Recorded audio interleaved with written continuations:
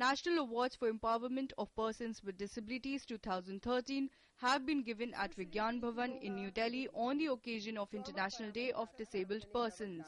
President Pranab Mukherjee presented the awards to 43 winners in 14 categories. Addressing the function, President said that economic empowerment of persons with disabilities can enable them to lead a life of dignity. Economic empowerment of persons with disabilities is the key to their well-being and can enable them to lead a life of dignity. Concerted efforts are required to fill in the backlog of the reserved vacancies.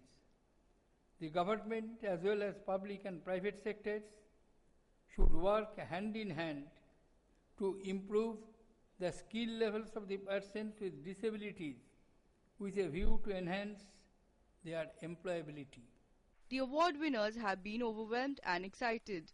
The joy reflecting from their expressions brought a smile on the face of every person present there. The award winners also shared their happiness at the national level.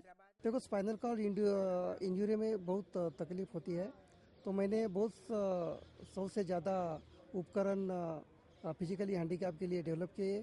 उसका प्रयोग पहले मैंने मेरे ऊपर किया और बाद में दूसरे पेशेंट के ऊपर करवाया. I feel very happy for getting this award, and getting this one is and getting this best creative child award for writing with mouth and operating mobile from mouth and writing and computer also operating and writing with.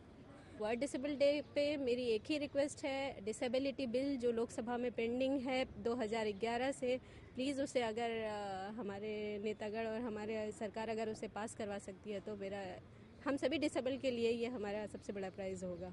On the occasion, government hinted that the law related to the empowerment of persons with disabilities is under process and will be brought in the parliament soon. It would be a law which will empower disabled persons not only at the state and regional level but also at the national level. With Bureau Inputs, Rishi Kumar's report, DD News, Delhi.